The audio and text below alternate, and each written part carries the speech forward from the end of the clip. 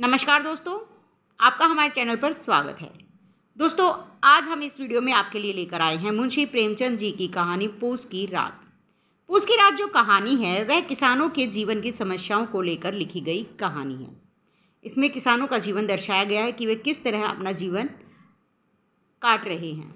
पूस की रात कहानी मुंशी प्रेमचंद द्वारा लिखी गई है। इस कहानी में किसानों के जीवन को दर्शाया गया है। किसानों का जीवन कर्ज में डूबा रहता है। खेती करके भी वह अपने अभावों को दूर नहीं कर पाता। इसमें हल्कू किसान के जीवन के माध्यम से किसानों की समस्याओं को दिखाया गया है। हल्कू जो है वो इस कहानी का मुख्य पात्र है और उसी के माध्यम से किसानों के जीवन में किस तरह की समस्याएं आती हैं ये इसमें दिखाया गया है। चलिए शुरू करते हैं कहानी का सारांश। कहानी का मुख्य पात्र हल्कू और उसकी पत्नी मुन्नी है। जबरा कुत्ता है जो हल्कू का है, उसके भी बारे में इसमें बताया गया है। एक सहना है जिसको कर देना होता है हल्कू को। चलिए शुरू करते हैं सारांश को। हल्कू अपनी पत्नी मुन्नी से आकर रुपये मांगता है। वह कहता है, सहना आया है, लाओ जो रुपये रखे हैं उसे दे दूं, किसी तरह गला तो छूटे। हल्कू और उसकी पत्नी मुन्नी ने मजदूरी करके कुछ रुपये जमा किए हैं, 3 रुपये, और अब सहना उससे कर लेने आया है। पैसे जमा किए हैं उन्होंने कंबल लेने के लिए, ताकि पूस की जो जाड़े की रात होती है, इतनी ठंड होती है, उसमें जब हल्कू खेत में जाए तो वह वहाँ पर उसे ओढ़कर सो जाए, उसे ठंड न लगे और खेती की रखवाली कर सके। परंतु अब वे पैसे सहना उनसे लेने आया है। जब हल्कू मुन्नी से मांगता है तो मुन्नी कहती है कि 3 रुपये ही तो हैं, उसे दे दोगे तो कंबल कहाँ से आवेगा? माघ पूस की रात हार में कैसे कटेगी? उससे कह दो फसल पर दे देंगे, अभी नहीं। वह कहती है कि अभी उसे पैसे देने की ज़रूरत नहीं है, जब फसल कटेगी बिकेगी तब उसे पैसे दे देंगे। इस पर हल्कू एक क्षण के लिए सोचता है कि कंबल के बिना हार में रात को वह किसी तरह नहीं रह सकता। परंतु सहना मानने वाला नहीं था। वह गालियाँ देगा, घुटकियाँ जमावेगा, इससे अच्छा उसके पैसे देकर बला को टाल दे। अब हल्कू भी चाहता था कि रात के लिए कंबल ले आए। रात में जो खेतों में रात होती है, ठंड होती है, वह काटनी बहुत मुश्किल होती है। परंतु उसे पता था यदि वह सेना को फसल के कटने के बाद पैसे देने की बात कहेगा तो सेना ये बात मानने वाला नहीं था। वह उसे गालियाँ देता, धमकी देता। इससे अच्छा था कि उसे पैसे देकर बला को टाल दिया जाए। वह खुशामद कर मुन्नी से बोला, ला दे दे, गला तो छूटे। परंतु मुन्नी रुपये देने से मना कर देती है। हल्कू उदास होकर कहता है, तो क्या गाली खाऊं? मुन्नी तड़प कर कहती है, गाली क्यों देगा, क्या उसका राज है? यह कहकर वह वास्तविकता समझ जाती है और आले से रुपये निकालकर हल्कू के हाथ पर रखकर कहती है कि तुम खेती छोड़ दो, मजदूरी कर लो, कम से कम किसी की धोस तो उन्हें सहनी पड़ेगी।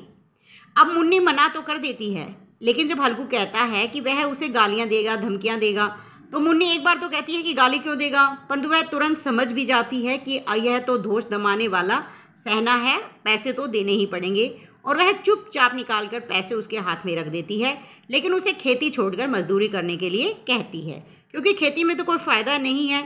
मजदूरी करके जो 3 रुपये उसने जमा किए थे बचा बचा कर, वे भी खेती में जा रहे हैं। हल्कू पैसे ऐसे देने गया जैसे अपना हृदय निकाल कर देने जा रहा हो। उसने यह 3 रुपये मजदूरी करके जमा किए थे। आज वह निकले जा रहे थे। हल्कू का सिर अपनी मजबूरी से झुका जा रहा था। बड़ी मुश्किल से उसने ये पैसे जमा किए थे कंबल के लिए, परंतु उसे मजबूरी में वो पैसे सहना को देने पड़ रहे हैं। पूस की अंधेरी रात जिसमें तारे भी ठिठुरते हुए मालूम होते थे, हल्कू अपने खेत के किनारे ऊख के पत्तों की एक छतरी के नीचे बांस के खटोले पर पड़ा पुरानी गाड़े की चादर ओढ़े पड़ा काँप रहा था। अब पूस की रात थी, बहुत ज़्यादा ठंड थी, और उसी में वह बांस के खटोले पर पुरानी गाड़े की चादर ओढ़े हुए पड़ा हुआ था। बहुत ज़्यादा उसे ठंड लग रही थी। खाट के नीचे उसका कुत्ता जबरा सर्दी से कू कू कर रहा था। दोनों में से एक को भी सर्दी के कारण नींद न आती थी। अब बहुत ज़्यादा ठंड थी और उनके पास कोई कंबल वंबल भी नहीं था, तो दोनों को बहुत ज़्यादा ठंड लग रही थी, जिसके कारण उन्हें नींद भी नहीं आ रही थी। हल्कू जबरा को कहता है कि कल से मेरे साथ मत आना, नहीं तो ठंड लग जाएगी। हल्कू रात काटने के लिए 8 चिलम तो पी चुका था। वह कहता है कि यह खेती का मज़ा है, जो इतनी ठंड लग रही है। वरना कुछ ऐसे लोग भी हैं जिन्हें मोटे मोटे गद्दों, लिहाफ, कंबल देखकर जाड़ा भी उनसे दूर भाग जाता है। मतलब वे अमीर लोगों के बारे में कह रहे हैं कि अमीर लोगों के पास इतने मोटे मोटे गद्दे, लिहाफ, कंबल होते हैं कि उनके पास जाड़ा जाने की सोच भी नहीं सकता। यह ठंड भी उन्हीं को लगती है जो खेतों में पड़े रहते हैं, बेचारे मजदूर किसान। वह फिर से चिलम भर लेता है। चिलम पीकर वह सोने की कोशिश करता है, पर जाड़ा किसी राक्षस की तरह उसकी छाती को दबाए हुए था। जब न रहा गया तो वह जबरा को अपनी गोद में सुला लेता है। हल्कू को ऐसे सुख का अनुभव होता है जो उसे महीनों से न मिला था। तभी जबरा को किसी जानवर की आहट सुनाई दी। वह झपट कर उठा और छपरी से बाहर जाकर भूखने लगा। हल्कू ने उसे बुलाया, पर वह चारों तरफ दौड़ दौड़ कर भूखता रहा। कर्तव्य उसे बैठने न दे रहा था। उसका कर्तव्य था कि वह अपने खेत की रखवाली करे, कोई भी जानवर अंदर घुसे तो वह उन्हें भोंके, उन्हें बाहर निकाल दे खेत से। 1 घंटा और गुजर गया। हल्कू उठ बैठा और दोनों घुटनों को छाती से मिलाकर सिर को उसमें छिपा लिया। अब ठंड बहुत ज़्यादा थी। ठंड के मारे ऐसा लग रहा था जैसे रक्त जम गया हो। अभी रात बाकी थी। हल्कू ने पास के बाग से पत्तियां बटोरी और उसमें आग लगाकर तपने लगा।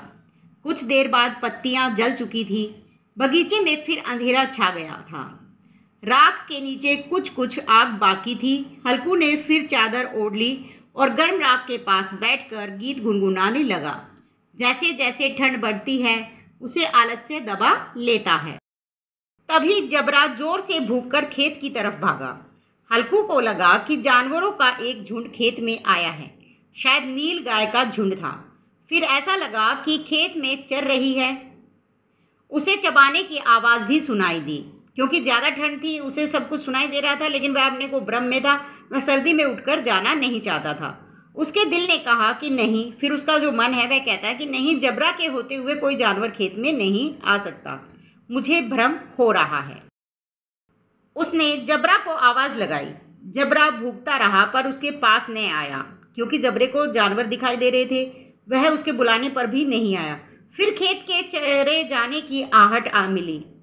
वह समझ चुका था कि उसे धोखा हुआ है, खेत चरा जा रहा है, परंतु जाड़े पाले में जानवरों के पीछे दौड़ना असह्य जान पड़ा।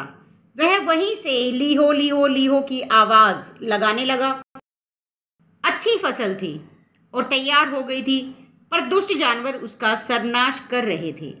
हल्कू पक्का इरादा करके उठा तो हवा का ऐसा ठंडा चुभने वाला बिच्छू के डंक जैसा झोंका लगा कि वह वापस बैठकर शरीर को गरमाने लगा।